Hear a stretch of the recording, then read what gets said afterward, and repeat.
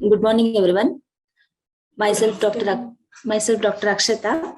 I am from Department of Obstetrics and Gynecology, ESIC Medical College, Bangalore, Karnataka, India. I am presenting the paper on maternal and fetal outcomes in epilepsy.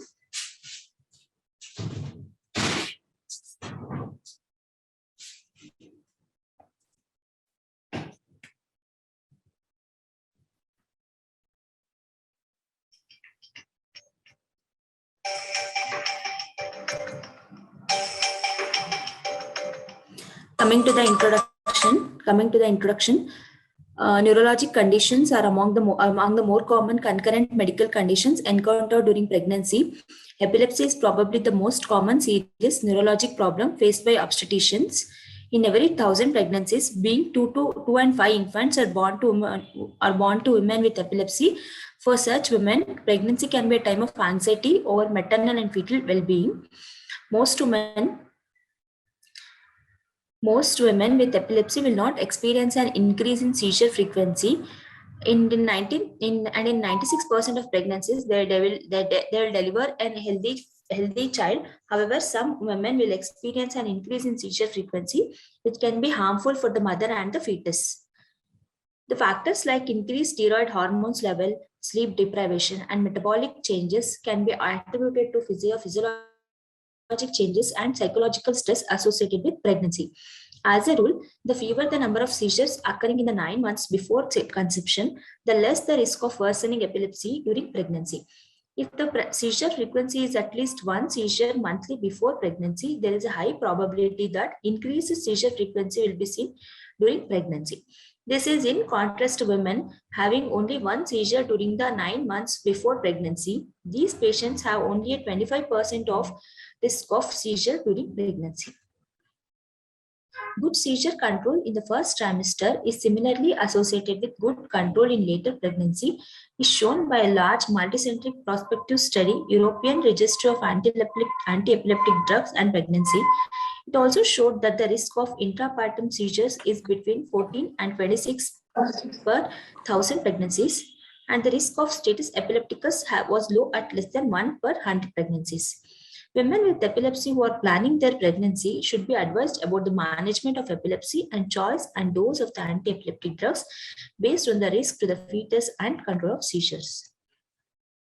Women with epilepsy should be reassured that most mothers have normal, healthy babies, and the risk of congenital malformations is low if they are not exposed to anti-epileptic drugs in the periconception period. Women should be informed that the risk of congenital abnormalities in the fetus is dependent on the type, number, and dose of anti-epileptic drugs. 96% of babies born to mothers with epilepsy will have no major malformations.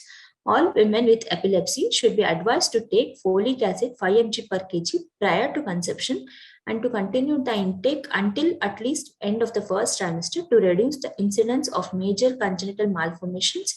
Pre-pregnancy folic acid 5 mg per day may be helpful in reducing the risk of anti-epileptic drugs related cognitive defects. The lowest effective dose of the most appropriate anti-epileptic drugs should be used. Coming to the objectives of the study, to study the incidence, risk factors, and management in known case of epilepsy patients. Methodology. It is a retrospective study conducted at ESIC Medical College, Bangalore from January 2016 to December 2020. All pregnant women who are known case of epilepsy who are on treatment during this period were included in this study. It retrieved data from the parturition register and the case files pertaining to maternal biodemographic profiles such as age, parity, risk factors, hypertension, gestational diabetes mellitus, intrauterine growth restriction, RH immunization, etc. Mode of delivery, birth weight were recorded. Data was analyzed using SPSS version 24.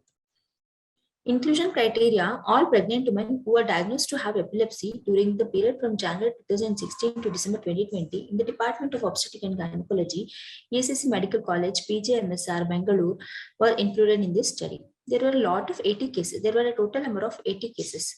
Exclusion criteria. Cases were excluded if eclampsia was present. Aims and objectives. To study the incidence, risk factors, and management in the known case of epilepsy patients. Results: the total number of deliveries during this period was 15,660, which included 80 cases who are known case of epilepsy, accounting for an incidence of 0.51%. Majority of women of the age group 26 to 30 years, 46.25%, and 45% were primigravida and 55% were multigravida. Majority were belongs to the gestational age group of 37 to 40 weeks, 82.5%. This is the table showing distribution of cases according to the age. Maximum between 26 to 30 years of age, that total number of cases were 37, and 46, it constitutes 46.22.25%. This graph shows the distribution of cases according to the gestational age. Majority of cases were continued until term. That is 82.25% of 30 belongs to 37 to 40 weeks of period of gestation. This graph shows the distribution of cases according to parity. Majority were multigravida, constitutes 55%, and 45% were primigravida. Risk factors includes, this table shows associated risk factors with a known case of epilepsy patients. First one is previous cesarean section. There were total number of 21 cases, which constitutes highest percentage 26.25%. Thyroid diseases like hypothyroidism, hyperthyroidism, like number of cases were 10, 12.5%. Pregnancy-induced hypertension, 9 cases, 10.5%. Intrauterine growth restriction, 8 cases, 8.5%. Premature rupture of membrane, 7 cases, 8%. Oligohydramnios, 6%, 6 cases, 7.5%. Polyhydramnios and gestational diabetes mellitus, 3 cases, 3.75%. Twin gestation and oligodendroglioma, 2 cases, 2.5%. History of tubercular meningitis, placenta previa, cardiac disease, gestational thrombocytopenia, anemia, bronchial asthma, Rh negative pregnancy constitutes 11 cases each, which shows to 1.25%. Majority were delivered by cesarean section, that is 60%, and more than 2.5, like all the babies were more than 2.5 kgs, to 51.2% were the females. This graph shows distribution of cases based on mode of delivery. Cesarean section is the majority, 60%, vaginal deliveries by 40%. Based on the sex of the babies, females were highest, 51.25%, 42 cases. And majority of the babies were more than 2.5 kg. There were 68 cases, 82.92%. Coming to the discussion, epilepsy is a common chronic disorder affecting approximately over 1 million women of childbearing age.